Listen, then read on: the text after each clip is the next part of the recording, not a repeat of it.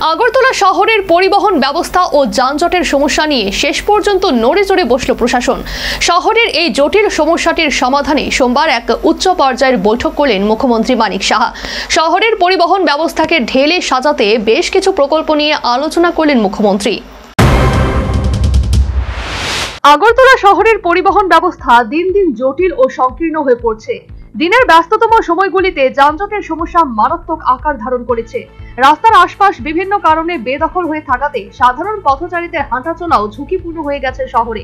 পাশাপাশি সরকারি নির্মাণ কাজের কারণে দিনের বেলা শহরের চলাফেরা আগরতলাবাসীদের জন্য এক মারাত্মক ঝুঁকিপূর্ণ কাজ। এই পরিস্থিতিতে দীর্ঘদিন ধরে প্রশাসনের ভূমিকা নিয়ে প্রশ্ন তুলেছিলেন নাগরিকরা। শেষ পর্যন্ত এই সমস্যার সমাধানে নজর দিলেন মুখ্যমন্ত্রী। সোমবার এক উচ্চ পর্যায়ের পর্যালোচনা বৈঠকে মুখ্যমন্ত্রী নগর পরিবহন ব্যবস্থার বিভিন্ন প্রতিবন্ধকতা ও সাধারণ মানুষের চলাচল আরো নিরাপদ করে তোলার বিষয়ে বিস্তৃত আলোচনা করেন।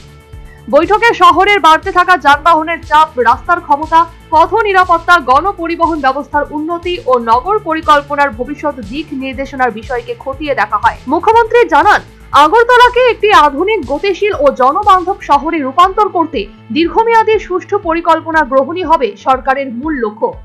এদিন বৈঠকে আগরতলা মহারাজগঞ্জ বাজার থেকে নেতাজি চৌমুহনী পর্যন্ত করিডোর উন্নয়ন প্রকল্প, বটতলা বাজারের পুনর্বিকাশ পরিকল্পনা এবং শহরের গতিশীলতা নিয়ে একটি বিস্তারিত মানচিত্র উপস্থাপন করা হয়।